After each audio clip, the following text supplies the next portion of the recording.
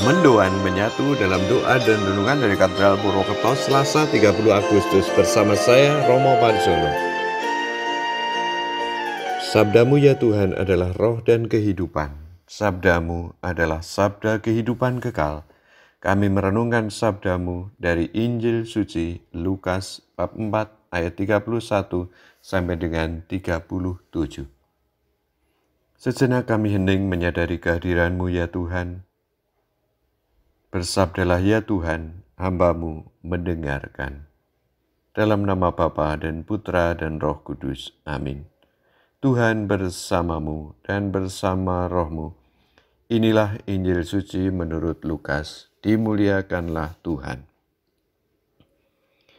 Sekali peristiwa Yesus pergi ke Kapernaum, sebuah kota di Galilea. Di situ ia mengajar pada hari-hari Sabat. Orang-orang takjub mendengar pengajarannya, sebab perkataannya penuh kuasa. Di rumah ibadat itu ada seorang yang kerasukan setan. Ia berteriak dengan suara keras, "Hai engkau, Yesus orang Nazaret, apa urusanmu dengan kami? Engkau datang hendak membinasakan kami. Aku tahu siapa engkau yang kudus dari Allah." Tetapi Yesus menghardik dia katanya, "Diam, keluarlah daripadanya." Maka setan menghempaskan orang itu ke tengah orang-orang banyak, lalu keluar daripadanya, dan sama sekali tidak menyakitinya. Semua orang takjub dan berkata satu sama lain, "Alangkah hebatnya perkataan ini. Dengan penuh wibawa dan kuasa, ia memberi perintah kepada roh-roh jahat, dan mereka pun keluar." Maka tersiarlah berita tentang Yesus kemana-mana di daerah itu. Demikianlah sabda Tuhan. Terpujilah Kristus. Orang-orang takjub mendengar pengajarannya, sebab perkataannya penuh kuasa.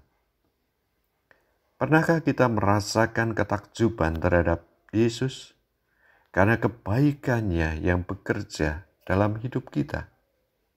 Ada yang begitu erat berpegang teguh pada Tuhan Yesus karena mengalami disembuhkan dari kanker yang menderanya.